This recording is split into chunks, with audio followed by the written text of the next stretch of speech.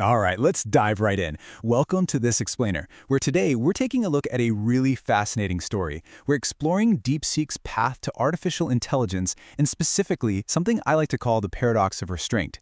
We're going to unpack exactly how a highly compute-constrained underdog is taking on the absolute titans of Silicon Valley, and they're doing it with a completely radical playbook.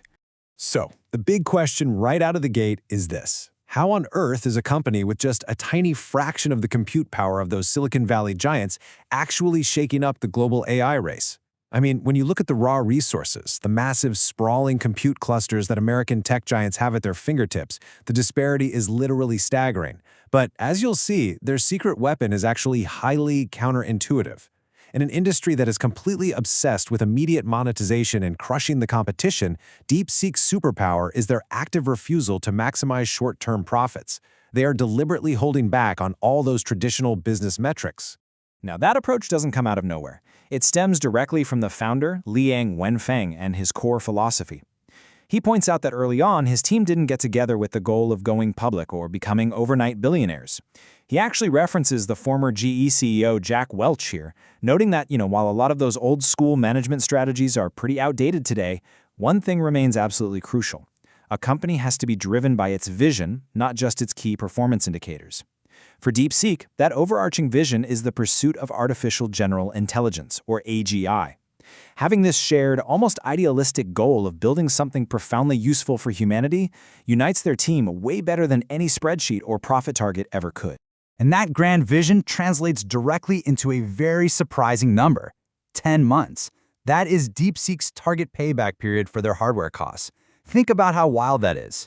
While competitors are trying to extract the absolute maximum revenue from their users, mostly because right now demand for AI is so sky high, the users would gladly pay double without even blinking, DeepSeek just chooses not to. They price their API to earn what Liang calls a reasonable profit, aiming to recover their costs in just 10 months. In fact, when they recently dropped their model prices by 75%, the team didn't panic. There's no freakout. They actually cheered in the company group chat. Why? Because their actual goal is to make AI accessible, not to squeeze every single penny out of it. You see, knowing what you're actually hunting changes absolutely everything. Liang uses this fantastic metaphor that I just love. He compares building short-term, highly profitable consumer apps to picking up sesame seeds. Sure, you could build the next big super app and fight tooth and nail for daily active users, but honestly, why stop to pick up tiny sesame seeds when there is a massive watermelon waiting at the end of the road? And that watermelon is AGI. By ignoring the distraction of building consumer monopolies today, DeepSeek reserves all of its focus and energy for the ultimate prize. Their sense of restraint is also deeply tied to a profound historical view of technology. Liang predicts that AI is simply going to be too massive, potentially accounting for roughly 10% of the entire global GDP down the line. I mean, just stop and think about the sheer scale of that for a second. Because the pie is going to be so unimaginably large, the idea that any single company can monopolize it is practically impossible. If you try to eat that whole pie yourself, history is going to leave you behind. So DeepSeek firmly believes that sharing the technology, specifically through an open-source model, is literally the only logical, sustainable path forward. And that mindset directly shapes their open-source strategy. Look, giving away their best models isn't just some act of charity, it's actually a highly calculated strategic move. First off, it builds massive internal pride. I mean, developers absolutely love seeing their hard work used by people globally. Second, by open sourcing, they effectively force third parties to figure out highly efficient deployment costs, which proves to the market that the technology works at scale. And finally, it benefits society while simultaneously neutralizing the massive profit margins of their closed-source competitors. If DeepSeek is perfectly happy with just a reasonable return, well, their open-source models make it virtually impossible for their competitors to charge exorbitant premiums. It's brilliant. Okay, so how do they actually get to that watermelon? Well, they follow a highly structured, rigid, technical ladder to AGI.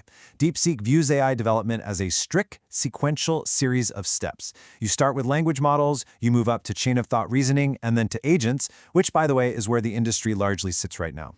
Notice how every single step builds directly on the previous one. There is absolutely no wasted effort here. No side quests into making cool video generation tools or 3D models just because it happens to be trendy on social media. They are laser-focused on moving straight up this specific ladder. And right now, they are staring down the barrel of the next major hurdle on that ladder, continuous learning. Think about it like this.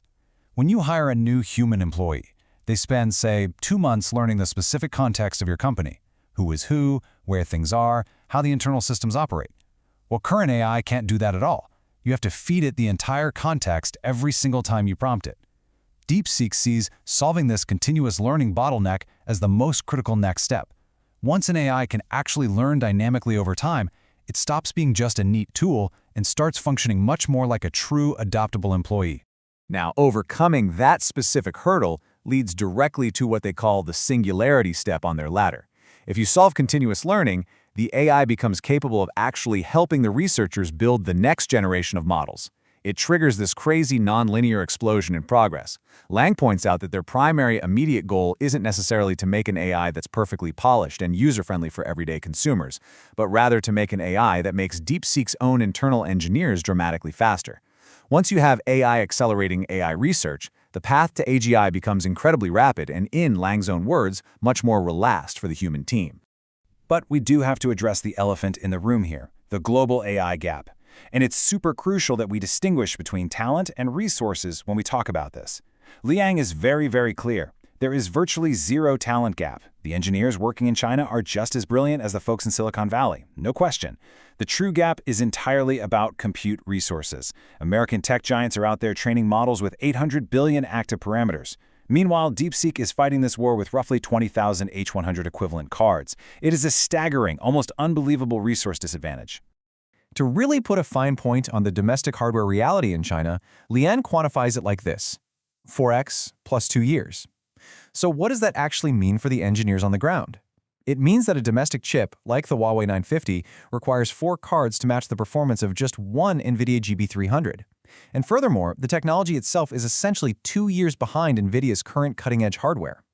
It's a sobering reality for sure, but it's one that DeepSeek just accepts as a constraint. It's a hurdle they simply have to innovate their way around. And that constraint brings up another massive, glaring problem. NVIDIA doesn't just dominate the hardware game, they completely dominate the software side too. For years, NVIDIA's CUDA software ecosystem has essentially locked global developers into using only NVIDIA hardware, simply because migrating away from it was just too painful, too buggy, and too complex. So if DeepSeek wants to survive, let alone thrive on alternative domestic chips, how on earth do they bypass this massive software moat? This is where their sheer ingenuity really shines through, in the form of a custom software solution they call TileLang. Instead of trying to painstakingly translate every single line of code out of CUDA, DeepSeek just went ahead and built their own high-level compiler language. It completely bypasses NVIDIA's ecosystem entirely. And here's the best part: they are actively using AI to help them write this code. This allows them to rapidly adapt their massive AI models to run on domestic chips, like Huawei's, with incredible speed. They are effectively breaking the CUDA monopoly, proving once and for all that you don't actually need NVIDIA's software to achieve cutting-edge AI performance. Now, to pull off these kinds of crazy innovations, you need a very, very special internal culture. DeepSeek's organizational structure splits their time roughly 50-50. So half of their time is spent on top-down, formal projects, grinding to get the next model version out the door. But the other half, that is bottom-up free research. No KPIs to hit, no strict deadlines breathing down their necks. Engineers are actively encouraged to just explore what they find interesting in a relaxed environment. Liang explicitly states that they try hard to avoid overworking their staff, because true world-changing research breakthroughs require space, curiosity, and a relaxed mind. The crucial thread tying all of this together is what they consider their ultimate core interest: maintaining team stability. Liang views this as their absolute, singular priority. He believes they don't lack talent, they certainly don't lack funding, and they've already mapped a path through the massive compute shortage. Therefore, literally the only thing that could stop them now is if the team itself falls apart. By keeping the team united, stable, and completely focused on that giant watermelon, that grand vision of AGI, achieving their goal isn't a question of if, but merely a matter of when. Which leaves us with a truly fascinating question to ponder as we wrap up. We are so incredibly used to the standard Silicon Valley playbook, right? Dominate the market, maximize those profits, build a walled garden, and take all the spoils for yourself. But DeepSeek is operating on a totally different paradigm, a powerful philosophy of extreme restraint.